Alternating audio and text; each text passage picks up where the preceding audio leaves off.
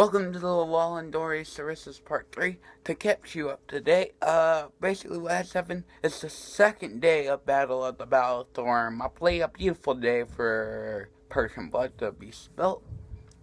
And the mission Titus are in the front ranks now. So yeah.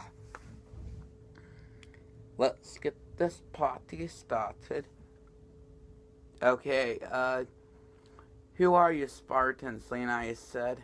I am Titus, and this is Demechus. Titus replied. Do not fear, soldiers. Yes, my lord. Titus and Demechus replied in unison. Here they come, Leonidas yelled.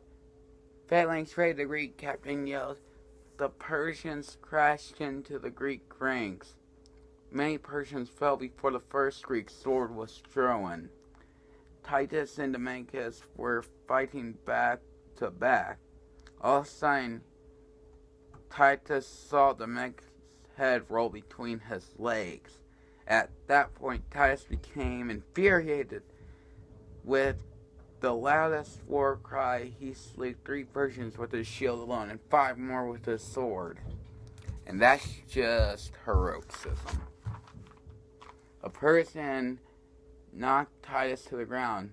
Then the Persian called general retreat, and the Persians ran.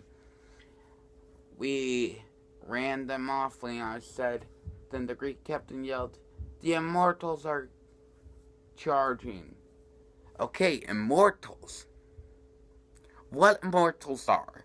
They're the 10,000 elite Persians that the reason they're Xerxes' personal guard, the reason they're called immortals is because when one of them died, they were instantly replaced. Hence, there was always 10,000 immortals.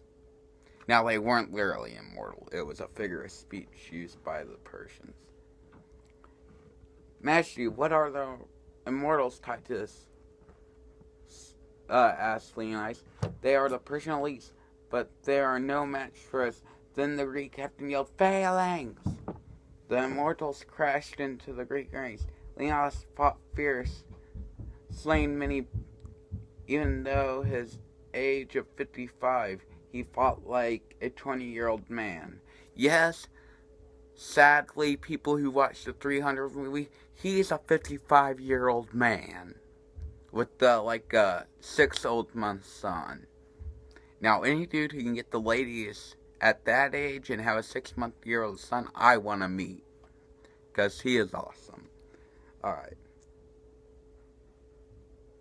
He's probably friends with Barney Stinson. Anyone who doesn't get that, little remark.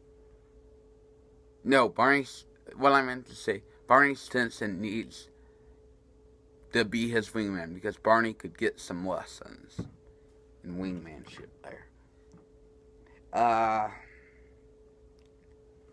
Titus was not as fierce, but his roaring like a lion made up for it. Titus slew so many that the ground around him was a wall of Persian men.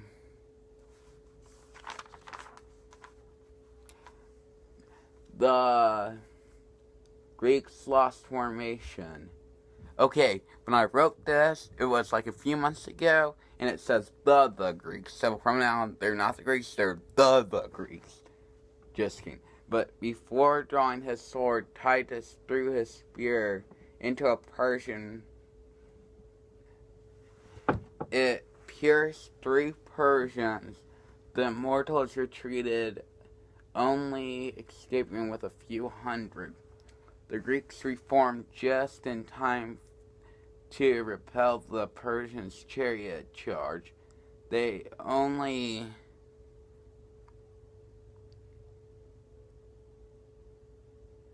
damage done was a few arrowhead shots.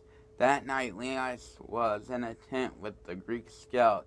Came back to inform Leonidas that their forces were surrounded because the Persians found a goat path in their password, their forces were surrounded. Now, if they found a goat pack, that's not a reason for their forces to be surrounded. I meant goat pack. Sorry, I'm reading fast. Leonidas replied, all non-Spartan forces, even helots, disband. What the scout said? Leonidas replied, you've heard me, and now go. So it was. Non-Spartans had sneaked out that night. The morning came. The Spartans woke up, brave to make a last stand. All they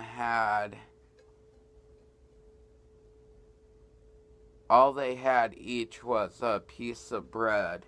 Then Leonidas got up and yelled his speech. Spartans, we are making a stand so our brothers can't escape. For breakfast you are carrying bread, but tonight we dine in Hades. Then the attention was turned to the captain. He said, alright. Then the men formed two formations, one defending our backs, the other the front. They formed up. The Persians lined up on both sides. They charged. Titus, again by his king, fought fiercely. Then someone shouted, we are surrounded. Their formation failed. Fighting got fiercer. Now there was only about 40 Spartans stood when Leonidas' throat was pierced by an arrow. He fell. By the time Titus recovered him and moved the body to a defendable spot, by the captain, the Persians retreated, and there was a page missing. There's a page missing, guys, so I figure I can tell you the rest of the story. So basically this is what it read like. Xerxes went up on the wall of the past and yelled, give Leonidas' body or you'll all die. And the captain yells, no. And arrows rain down, and that's it. Okay, guys, hope you enjoyed the dorys and sorrissays. I got a few more short stories if you like to hear them. One's about Spartacus, Battle of Cora, and one's the Battle of Marathon. But for now, I'll try to get more in New Nation done. Peace out.